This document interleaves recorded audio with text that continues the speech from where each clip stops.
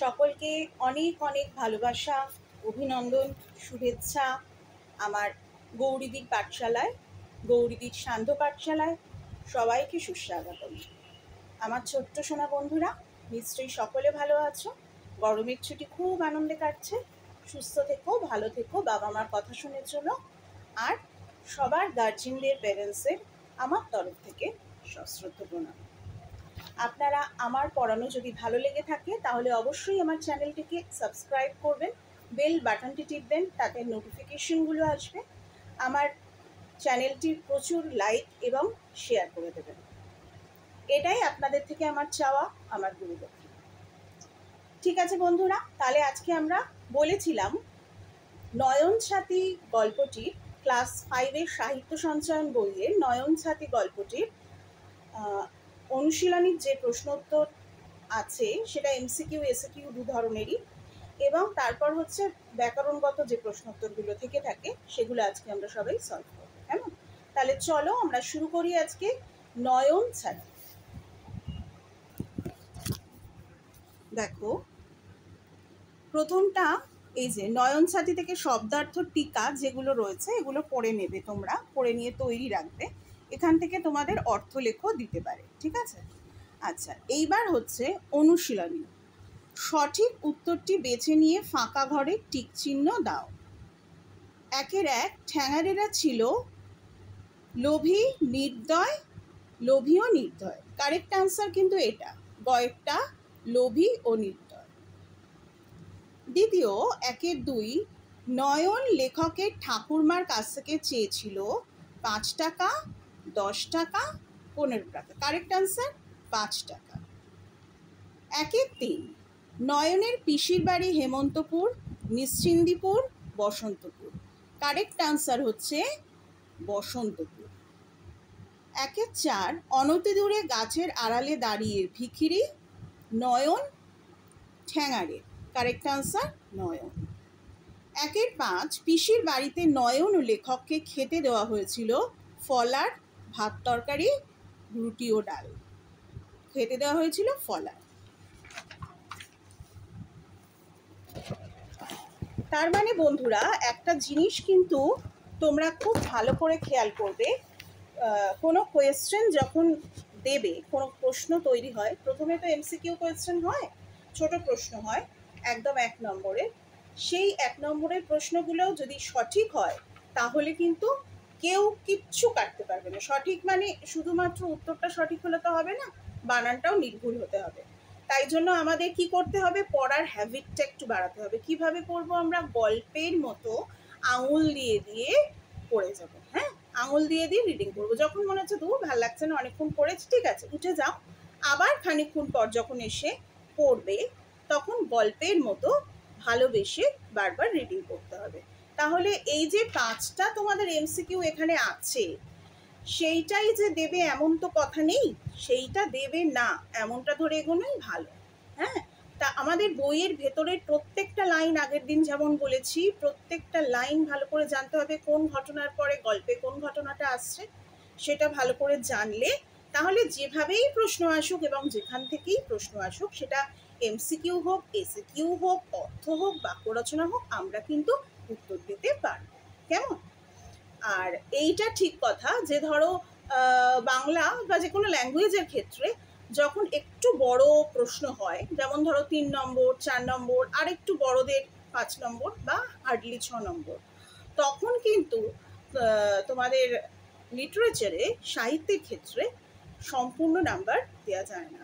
সে যতই ভালো লিখুক, ধরো 4-এ 3 দিল, 3-এ খুব ভালো হলো 2, হার্ডলি 2.5। হ্যাঁ, কিন্তু সব থেকে ভালো কি জানো হয়, এমসিকিউ যে কোয়েশ্চেনগুলো থাকে, সঠিক উত্তরটিতে টিক চিহ্ন দাও, শূন্যস্থান পূরণ করো, বাক্য রচনা করো, এগুলো কিন্তু নির্ভুল হলে একেবারে গ্রামারের মতো পুরো নাম্বার পাওয়া যায়। সুতরাং অনেকটা তুমি এগিয়ে রইলে কিন্তু এই এমসিকিউ, এসএকিউ, অবজেক্টিভ টাইপ বিভিন্ন কোয়েশ্চেন এগুলোতে, ঠিক আছে? এরপর তোমার লেখার অভ্যেস যেমন হবে, যেভাবে লেখা শেখানো, লেখার প্র্যাকটিস, তত নির্ভুল বানান, তারপর তোমার ধীরে ধীরে নাম্বার আরও গ্রো করবে। কিন্তু এমসিকিউ, এসএকিউ, একেবারে শর্ট অবজেক্টিভ টাইপ যে কোয়েশ্চেনগুলো আছে, গ্রামাটিক্যাল কোয়েশ্চেন, এগুলোতে কিন্তু নাম্বার কেউ কাটতে পারবেন না, কোনো পরীক্ষকই কাটতে পারবেন না। ফলে এগুলোতে আমরা যদি বেশি স্কোর করে রাখি তাহলে কিন্তু আমাদের নাম্বারটা অনেক বেড়ে যাবে। ঠিক আছে? আচ্ছা, এরপর দেখো রয়েছে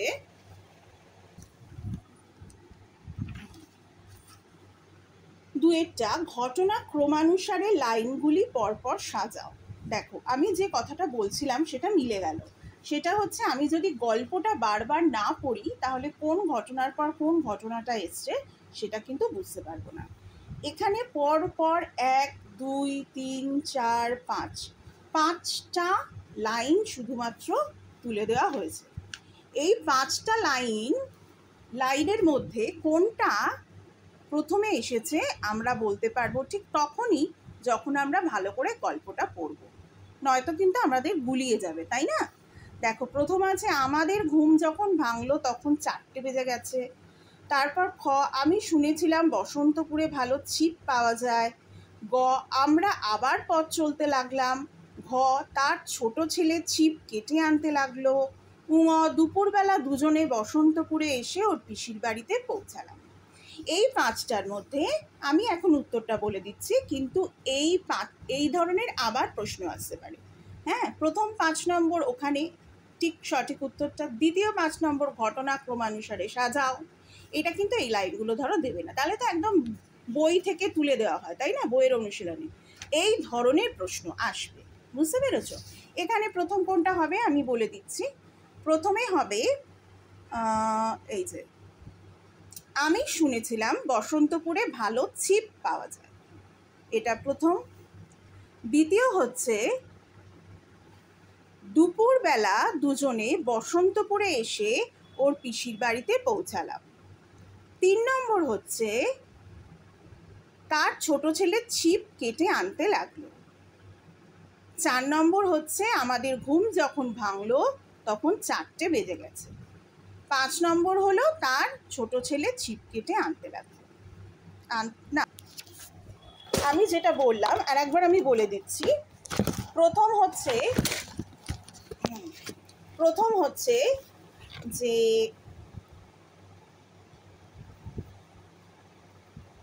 আমি শুনেছিলাম বসন্তপুরে ভালো ছিপ পাওয়া যায়, এটা 1 নম্বর। 2 নম্বর হচ্ছে দুপুরবেলা দুজনে বসন্তপুরে এসে ওর পিসির বাড়িতে পৌঁছালাম। 3 নম্বর হচ্ছে তার ছোট ছেলে ছিপ কেটে আনতে গেল। 4 নম্বর হচ্ছে আমাদের ঘুম যখন ভাঙলো তখন 4টে বেজে গেছে। 5 নম্বর আমরা আবার পথ চলতে লাগলাম। এটা হলো 5টা ঘটনা ক্রম অনুসারে সাজানো। এইটাই দেবে যে এমন কথা নেই, ধরে রাখতে হবে এটা দেবে না, এমনভাবে দেবেন যাতে মনে হয় কোনটা যেন আগে কোনটার আগে কোনটা হয়েছিল। এইটা জানার জন্য কিন্তু আমাদের বারবার টেক্সট রিডিং করতে হবে, গল্পটাকে একদম নিজের মতো গুছিয়ে নিতে হবে যাতে বুঝতে পারা যায়। হ্যাঁ, আচ্ছা, এরপর আমরা একটি বাক্যে উত্তর দাও শুরু করব। দেখো 3 ক পাবড়া কি, এটা একটি বাক্যে উত্তর দাও মানে 1 নম্বর করে থাকবে। একটি বাক্যে উত্তর দাও মানে পাবড়া কি মানে শুধুমাত্র পাবড়া কি সেটা বলবে না, সম্পূর্ণ বাক্যে উত্তরটা দিতে হবে। হ্যাঁ, দেখো লেখা আছে একটি বাক্যে উত্তর দাও।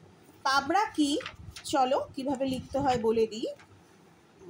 এই যে দেখো,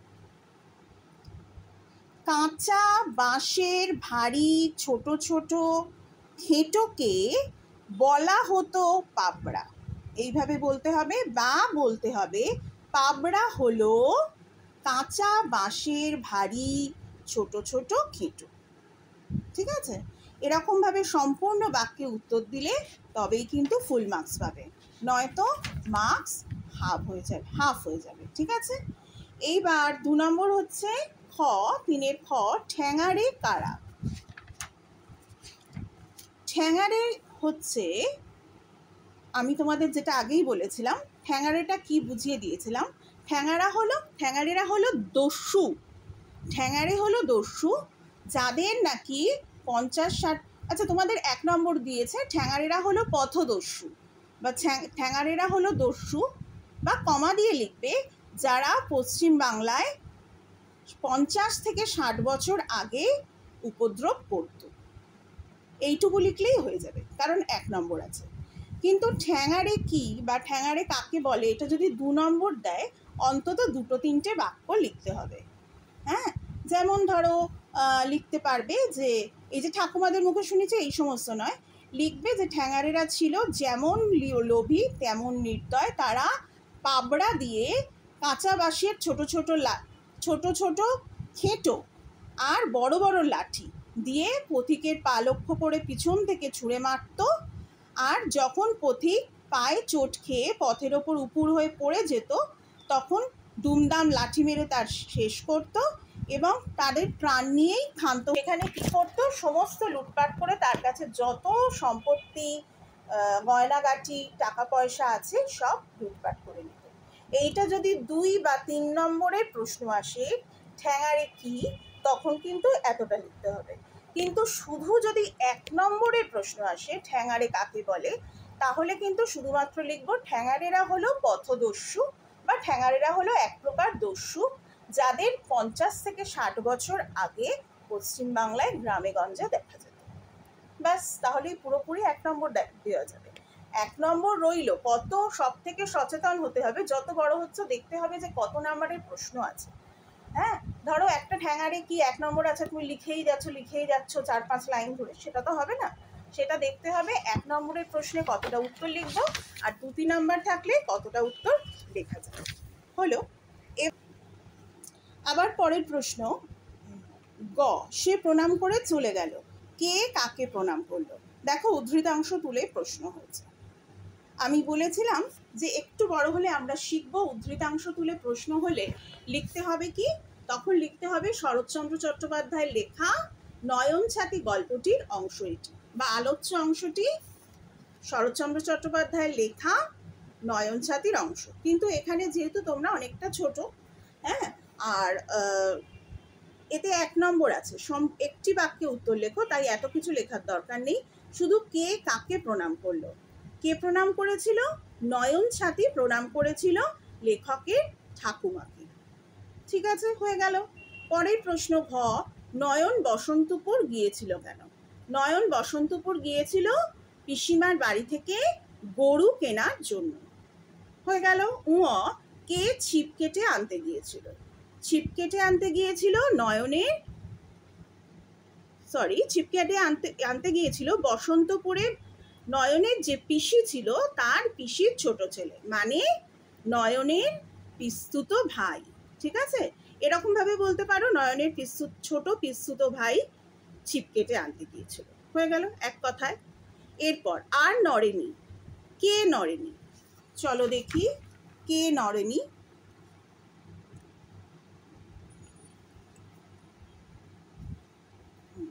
লোকটা লাথিকে সেই যে শুয়ে পড়েছিল আর নড়ে চড়েনি। তাহলে তোমাদের এইভাবে বলতে হবে যে লোকটাকে বা যে ঠ্যাঙাড়েকে বা যে দস্যুকে নয়ন ছাতি আক্রমণ করেছিল এবং তাকে আহত করে ফেলে দিয়েছিল সে আর নড়েনি। ঠিক আছে, হয়ে গেল। এইবার হচ্ছে পরের, নয়ন কিভাবে ঠ্যাঙাড়েদের মোকাবিলা করেছিল? এটা এই প্রশ্ন হলো, নয়ন কোথা থেকে মুড়ি মুড়কি আর বাতাসা কিনেছিল? চলো আমরা দেখি নয়ন কোথা থেকে মুড়ি মুড়কি আর বাতাসা কিনেছিল। সেটা হচ্ছে এই দেখো লেখা আছে, এখানে আন্ডারলাইন করবে নয়নদা, বা তোমরা নয়নদা লিখবে না, শুধু নয়ন লিখবে। নয়ন সাতগাঁর একটা দোকান থেকে মুড়ি মুড়কি বাতাসা কিনেছিল। ব্যাস এত অবধি। এবার কিনে কি করেছিল যদি না আসে, তাহলে আমার লেখকের খোঁচার খুঁটে বেঁধে দিয়েছিল, খেতে খেতে দুপুরবেলা দুজনে বসন্তপুরে এসে হাজির হয়েছিল, এই সমস্ত কথা বলার দরকার নেই। 1 নম্বরে একটি সম্পূর্ণ বাক্যের কথা, তাহলে নয়ন সাতগাঁর একটা দোকান থেকে মুড়ি মুড়কি বাতাসা কিনেছিলেন। ঠিক আছে, বা নয়ন ছাতি কিনেছিলেন। হয়ে গেল। আচ্ছা, তাহলে আমাদের 3-এর 1-এর ক থেকে 6 পর্যন্ত একটি বাক্যে উত্তর দাও শেষ করলাম। এরপর হচ্ছে 4-এর নিচের প্রশ্নগুলো সংক্ষিপ্ত উত্তর দাও। দেখো একটা কথা কিন্তু বারবার বলে দিচ্ছি, এটা অনুশীলনীর প্রশ্নোত্তর। অনুশীলনীর প্রশ্নোত্তরই যে আসবে এমন কথা নেই। অনুশীলনীর প্রশ্নোত্তর এলে বা কিভাবে প্রশ্নোত্তর লিখতে হবে, সেই লেখার যে টেকনিক, এটাই আমার বলে দেওয়া তোমাদের প্রয়োজন। সেই জন্য সেটা আমি তোমাদের শিখিয়ে দিচ্ছি। হ্যাঁ, সেই টেকনিকটা শিখিয়ে দিচ্ছি, কিভাবে লিখলে, কিভাবে করলে বাংলায় আরও বেশি নাম্বার তোলা যায়। কিন্তু প্রশ্ন কিন্তু যে কোনো বইয়ের অংশ থেকে আসতে পারে। তাই বারবার বলছি ছোট বন্ধুরা, বইটা কিন্তু প্রত্যেকটা লাইন ভালো করে করে আঙুল দিয়ে পড়তে হবে। হ্যাঁ, পড়তে হবে এবং সঙ্গে সঙ্গে লিখতে হবে, যাতে তোমার বানান নির্ভুল। চলো পরের জায়গায় অংশে যাই। এরপর নিচের প্রশ্নগুলির সংক্ষিপ্ত উত্তর দাও। ঠ্যাঙাড়েরা পথিকদের কিভাবে আক্রমণ করত? চলো দেখি। এই দেখো, ঠ্যাঙাড়েরা পথিকরা চলে গেলে তার পা লক্ষ্য করে পেছন থেকে ছুঁড়ে মারত পাবড়া, সেই পাবড়া নয়। এইবার অব্যর্থ তার লক্ষ্য সন্ধান, এই সমস্ত বলার দরকার নেই। প্রথমে বলবো, প্রথম লাইনে পথিকদের পা লক্ষ্য করে পেছন থেকে ঠ্যাঙাড়েরা পাবড়া ছুঁড়ে মারত। হঠাৎ করে, অতর্কিতে নয়, হঠাৎ করে, নিজের ভাষায় বলবো, হঠাৎ করে পায়ে চোট খেয়ে যখন পথের ওপর উপুর হয়ে পড়ে যেত পথিক, তখন পেছন থেকে ছুটে এসে লাঠি মেরে তার জীবন শেষ করত। শুধু জীবন শেষ করত এমনই নয়, তার কাছে যা কিছু ধনসম্পত্তি আছে সব কেড়ে নিত। এইটা হলো আনসার। এরপর 2 নম্বরটা দেখো, 4-এর খ, লেখক কেন নয়নের সঙ্গে বসন্তপুর গিয়েছিলেন? লেখক নয়নের সঙ্গে বসন্তপুর গিয়েছিলেন কারণ লেখকের কি উদ্দেশ্য ছিল? নয়নের উদ্দেশ্য ছিল তো গরু আনা পিসির বাড়ি থেকে, আর লেখকের কি উদ্দেশ্য ছিল? ছিপ আনতে যাওয়া। ওখানে ছিপ পাওয়া যায়, ওনার পিসির বাড়িতে ছিপ আছে শুনেছিল, তাই লেখকের উদ্দেশ্য ছিল পিসির বাড়ি থেকে ছিপ আনা। পরের প্রশ্ন,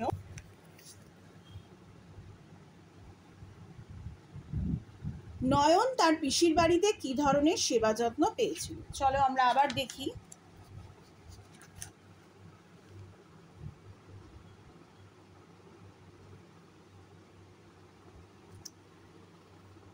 লেখক স্নান করে আসার পর, এই যে স্নান করে এলাম, এটা হবে লেখক পিসির বাড়িতে স্নান করে আসার পর পিসির বড় বউ কলা পাতায় চিঁড়ে, গুড়, দুধ, কলা দিয়ে ফলারের জোগাড় করে দিলে। আছে, দরকার নেই, পুরো একদম তুলে তুলে লিখলে মনে হবে লাইন বাই লাইন তুলেছ। লেখক স্নান করে আসার পর পিসির বড় বউ কলা পাতায় চিঁড়ে, গুড়, দুধ, কলা দিয়ে ফলার খেতে দিয়েছিলেন। খাওয়া শেষ হলে পিসি লেখককে আদর করে বলেছিলেন যে অনেক পথ হেঁটে এসছেন, এখন একটু শুয়ে ঘুমোনোরও ব্যবস্থা করে দিয়েছিলেন। এবং তারপর যখন দুপুর গড়িয়ে বিকেল হয়ে গিয়েছিল, তখন কিন্তু লেখকরা পিসির বাড়ি থেকে রওনা দিয়েছিলেন। তাহলে বলবো, স্নান করে আসার পিসির বাড়িতে গিয়ে লেখক খুব যত্ন পেয়েছিলেন, প্রথম লাইন। দ্বিতীয় লাইন, পিসির বাড়িতে স্নান করে আসার পর পিসির বড় বউ তাকে চিঁড়ে, গুড়, দুধ, কলা দিয়ে ফলার খাইয়েছিলেন বা ফলারের ব্যবস্থা করে দিয়েছিলেন। খাওয়া শেষ হলে নয়নের পিসি খুব স্নেহে লেখককে শোবার ও থাকবারও ব্যবস্থা করে দিয়েছিলেন। অনেক সময় সেখানে বিশ্রাম নেওয়ার পর তারপর লেখক আবার বাড়ির উদ্দেশ্যে রওনা হয়েছিলেন নয়ন ছাতির সঙ্গে। ঠিক আছে, এই রকমভাবে গুছিয়ে উত্তর লিখতে পারলে মার্কস কিন্তু অনেক বেড়ে যাবে। ঠিক আছে, পরের প্রশ্নে চলো।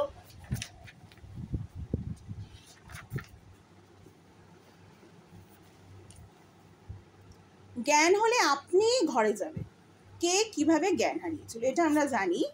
একজন নয়ন ছাতি এবং লেখক তার পিসির বাড়ি থেকে যখন ফিরছিলেন, তখন পথিমধ্যে বা রাস্তার মধ্যে ঠ্যাঙাড়েরা আক্রমণ করে।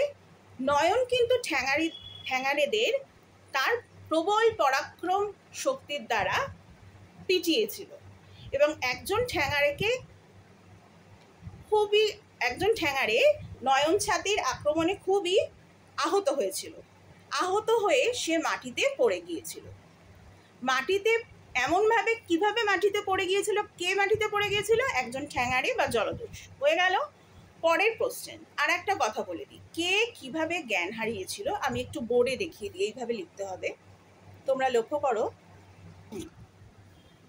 আচ্ছা, কে জ্ঞান হারিয়েছিল, এইটা প্রথমেই হচ্ছে একটা ব্লক করব।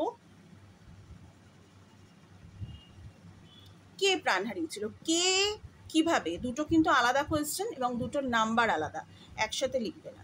এখানে কে প্রাণ হারিয়েছিল লিখলাম, একজন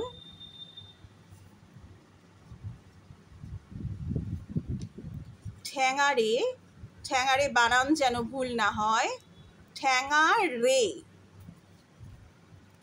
ঠ্যাঙাড়ে প্রাণ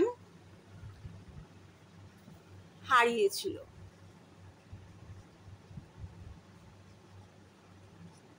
হয়ে গেল গাড়ি। আচ্ছা, কারুর হারিয়েছিল এখানে না শেষ হয়ে ধরো এইখানে হারিয়েছিল লিখলে। তারপর কিভাবে হবে, পরের প্যারার পরের মানে পাতার ঠিক মাঝখান থেকে, এটা হচ্ছে প্যারাগ্রাফ চেঞ্জ। বুঝতে পেরেছো? এটাকে বলে প্যারাগ্রাফ চেঞ্জ। প্রথম কোয়েশ্চেন আমি এইভাবে লিখলাম, এইভাবে ধরো যাচ্ছে যাচ্ছে যাচ্ছে যাচ্ছে লেখাটা এর থেকে একটু বড় হলো, এতটা হলো, শেষ। আবার পরের লাইনের মাঝখান থেকে লেখাকে বলা হয় প্যারাগ্রাফ চেঞ্জ। হ্যাঁ, এইভাবে কিন্তু মার্কস অনেক ক্যারি করে। আচ্ছা, এবার হচ্ছে কিভাবে জ্ঞান হারিয়েছিল, তখন এইখানে লিখবে কিভাবে জ্ঞান হারিয়েছিল। কিভাবে জ্ঞান হারিয়েছিল আমরা তো জানি, হচ্ছে নয়ন তাকে প্রচণ্ডভাবে, মানে সেই বৈষ্ণব ভিক্ষুক জ্ঞান হারিয়েছিল, প্রাণে মেরে ফেলেছিল ঠ্যাঙাড়ে, তার প্রতিশোধ নিতে নয়ন কি করেছিল, নয়ন খুব জোর প্রচণ্ড লাথি মেরেছিল, তার একটা লাথি খেয়েই উল্টে পড়ে অজ্ঞান হয়ে গিয়েছিল ঠ্যাঙাড়ে। এইভাবে জ্ঞান হারিয়েছিল। কিভাবে জ্ঞান হারিয়েছিল, তাহলে কেন হয়েছিল বলার দরকার নেই, কিভাবে জ্ঞান হারিয়েছিল, মানে নয়ন ছাতির দুটো লাথিকে জ্ঞান হারিয়েছিল, সেইটা হচ্ছে মূল ব্যাপার, সেটাকে একটু আগে আর পেছনে গুছিয়ে নিয়ে বলতে হবে। আচ্ছা, যদি কারুর লিখতে অসুবিধে হয় পার্সোনালি আমাকে ফোন করতে পারো, আমার ফোন নাম্বার হোয়াটসঅ্যাপ নাম্বার একটাই, 9874948168, 9874948168, এই নাম্বারে ফোন করলে আমি তারে আরও ডিটেলে বলে দিতে পারবো যদি কারুর অসুবিধে হয় তবে, নয়তো আমার ভিডিওটা আবার তোমরা সাবস্ক্রাইব করবে, বারবার সাবস্ক্রাইব করলে আসবে এবং পুরনো ভিডিও গিয়ে তোমরা দেখে আবার খুলে বুঝতে পারবে। পরের প্রশ্নে যাই, নয়ন কিভাবে ঠ্যাঙাড়েদের মোকাবিলা করেছিল, চলো দেখ। আচ্ছা, আমরা জানি নয়ন কিভাবে ঠ্যাঙাড়েদের মোকাবিলা করেছিল, কেননা গল্পটা আমরা অনেকবার পড়েছি হয়তো, সেই জন্য আমাদের মনেও পড়ে গেছে গল্পটা কিভাবে ঠ্যাঙাড়েদের মোকাবিলা করেছিল। তারা যখন একটু এগিয়ে বলতে হবে, এই ধরনের প্রশ্ন তো অন্তত 3 নম্বর থাকে, সেই জন্য একটু এগিয়ে বলতে হবে। কীরকমভাবে? প্রথমে বলবে যে নয়ন ছাতির পিসির বাড়ি থেকে নয়ন আর লেখক যখন একসঙ্গে ফিরছিলেন তখন সন্ধে উতরে গেছে, পথে জঙ্গলে গ্রামের পথে ঠ্যাঙাড়েদের অত্যাচার শুরু হয়ে গেছে, নিরীহ একজন বৈষ্ণব ভিক্ষুককে ঠ্যাঙাড়েরা মেরে ফেলায় নয়ন ছাতি সেই ঠ্যাঙাড়েদের ওপর আক্রমণ করে, তার হুঙ্কারে আক্রমণ করে, তার হুঙ্কারে, নয়নের হুঙ্কারে ঠ্যাঙাড়েরা ভয় পেয়ে অর্ধেক পালিয়ে যায়।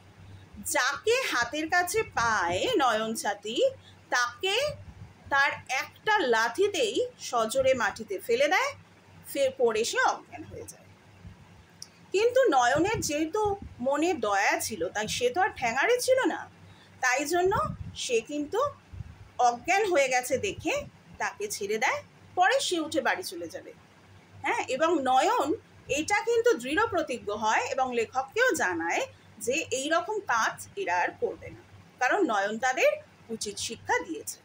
এইভাবেই নয়ন ঠ্যাঙাড়েদের মোকাবিলা করেছিল। এই প্রশ্নের উত্তরটা এইভাবে একটু গুছিয়ে নিজের ভাষায় সহজ সাবলীলভাবে লিখতে হবে, কেমন? পরের প্রশ্ন যাই। আচ্ছা, এবার দেখো রচনাধর্মী প্রশ্ন।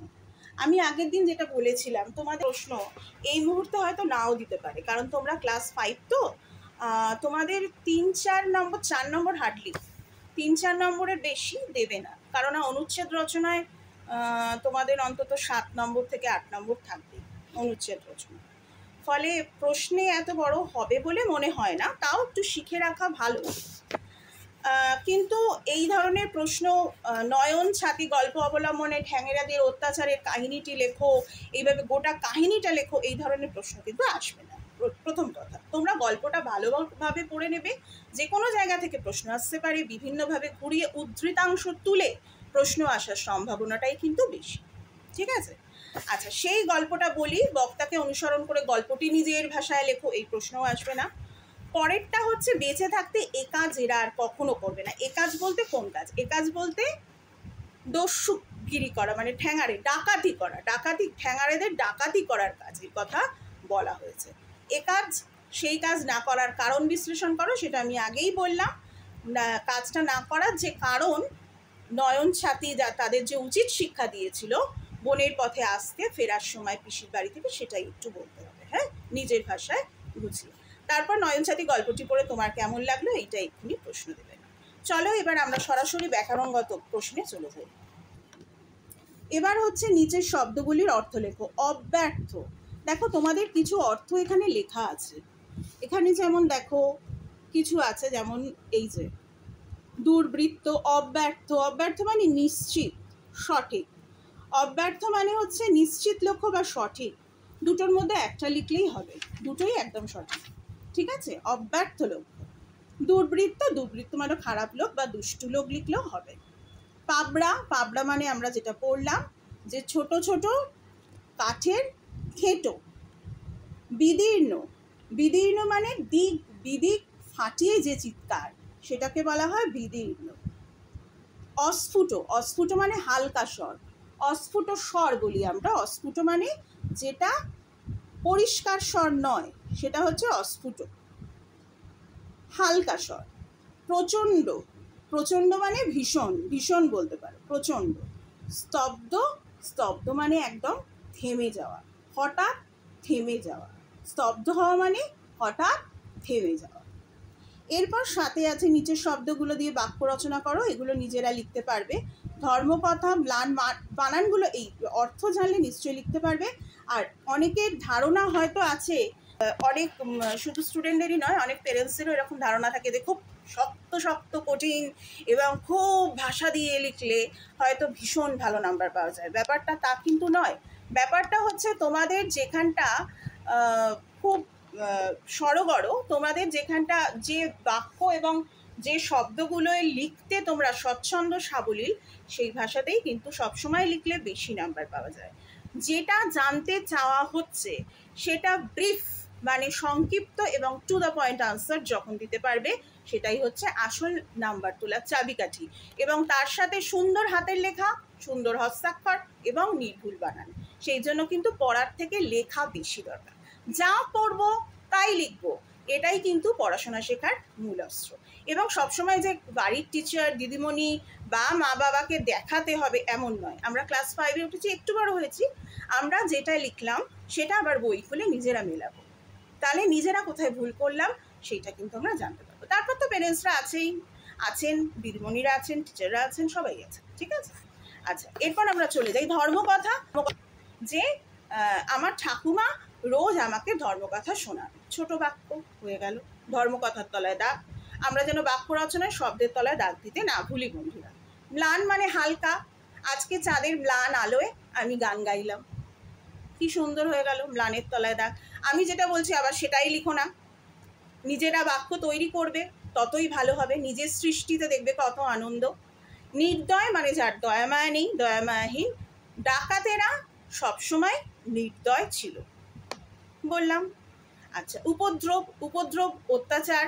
আগেকার দিনে জমিদারের উপদ্রবে অনেক প্রজা জমি হারিয়েছিল, এটা একটা বললাম, উপদ্রবের তলা দাগ। আরও সহজ বলতে পারো, হ্যাঁ।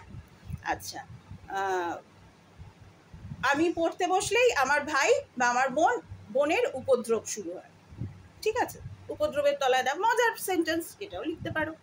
কিছুক্ষণ, অজ্ঞান, এগুলো দিয়ে আর নতুন করে বললাম না, তোমরা করবে, করে যদি আমার জানাতে চাও আমাকে বলবে, আমি কারেকশনও করে দেবো সেক্ষেত্রে, হ্যাঁ। আচ্ছা, এবার বিপরীত শব্দ লেখো, চলো। শোনাই শুনলো না, দেখলো না, কি এখন এখানে সব করবে কি? আচ্ছা, এইটা দেখো, এই বোর্ডটা মুছে দিই। বিপরীত শব্দ মানে অ্যান্টোনিমস যেগুলো বলি আমরা ইংরেজিতে, ঘন, ঘন, পাতলা, ঠিক আছে। আচ্ছা, তারপর হচ্ছে ভারী, ভারী, হালকা, হয়ে গেল। আচ্ছা, তারপরেরটা হচ্ছে নির্দয়। নির্দয় মানে যার দয়া মায়া নেই, তাই তো। নির্দয়, সদয় বা সহৃদয়। নির্দয় ব্যক্তি, সদয় ব্যক্তি, সদয় মন যার, সহৃদয়, দুটোই হয়, ঠিক আছে। তারপর হচ্ছে সচ্ছল। সচ্ছল মানে যার অবস্থা ভালো, হ্যাঁ। সচ্ছল, সচ্ছলের অপোজিট কিন্তু দরিদ্র লিখতে পারো। দরিদ্র না লিখে দারিদ্র দাও, দারিদ্র। কেননা সচ্ছল বা সচ্ছলতা একটা অবস্থা, আর দারিদ্র হচ্ছে একটা অবস্থা। যদি দরিদ্র লিখি তাহলে ধনীর অপোজিট হয়ে যাবে, ধনী দরিদ্র। সচ্ছল বা সচ্ছলতার বিপরীত হচ্ছে দারিদ্র। এরপর হচ্ছে কেঁদে, এটা তো সহজে সবাই বলতে পারবে ছোট বন্ধুরা। কেঁদে হচ্ছে হেসে। আচ্ছা, হেসেতে কিন্তু চন্দ্রবিন্দু নেই, ঠিক আছে, এগুলো খেয়াল রেখো। তারপরে হচ্ছে জ্ঞান। জ্ঞান বলতে পারি অজ্ঞতা, মানে অজ্ঞতা বা মূর্খতাও বলতে পারি, হ্যাঁ। আচ্ছা, বোর্ডটা একটু দূরে চলে যাচ্ছে বলে লিখতে অসুবিধা হচ্ছে, বন্ধুরা বুঝতেই পারছো। আচ্ছা, জ্ঞান, অজ্ঞতা বা মূর্খতা। জ্ঞানের বিপরীত কিন্তু মূর্খ হবে না, হ্যাঁ। জ্ঞানের বিপরীত মূর্খ হবে না, জ্ঞানী যদি বলতো তাহলে কিন্তু মূর্খ হতো। জ্ঞানের বিপরীত অজ্ঞতা বা মূর্খতা। তারপরে হচ্ছে নীরব।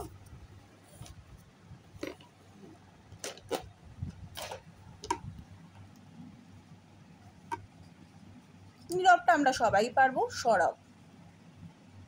দেখো, ঘন পাতলা, ভারী হালকা, নির্দয় সদয় বা সহৃদয়, সচ্ছল দারিদ্র, কেঁদে হেসে, জ্ঞান অজ্ঞতা বা মূর্খতা, নীরব সরব।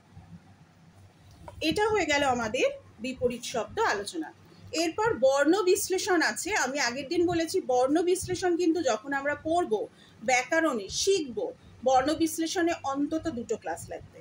বর্ণ বিশ্লেষণ শেখার পর বর্ণ বিশ্লেষণ করব, আমি করিয়ে দেবো, তোমরা মুখস্থ করবে, এরকমভাবে শেখা হবে না, বুঝতে পেরেছো।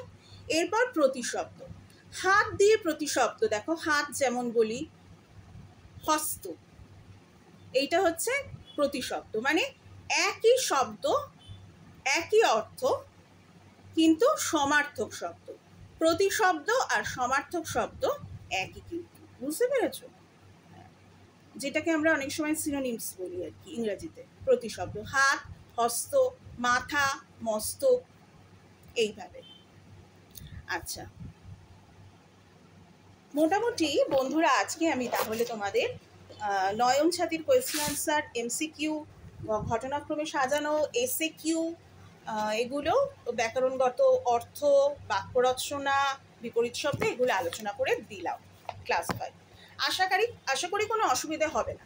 যদি কোনো অসুবিধে হয় আমাকে পার্সোনালি ফোন বা হোয়াটসঅ্যাপে জানতে পারো, বন্ধুরা নিজেরাই করতে পারো, গার্জেন দিয়েও করাতে পারো, আমি সবসময় অ্যাভেলেবেল এই নাম্বারে। ফলে কোনো অসুবিধা হলে অবশ্যই আমাকে বলবে। আর ভালো থেকো, ভালো করে পড়াশোনা করো, মা বাবার কথা শুনো, অনেক অনেক আনন্দ করো বন্ধুরা। আর তোমার পেরেন্টসদের, তোমাদের সকলের প্রতি আমার এইটুকু গুরুদক্ষিণা চাওয়া, আমার চ্যানেলটিকে সাবস্ক্রাইব করো, লাইক করো, কমেন্টস জানিও আমার ক্লাস কেমন লাগছে তোমাদের, আর অনেক অনেক শেয়ার করো। কেমন? ধন্যবাদ বন্ধুরা, টাটা।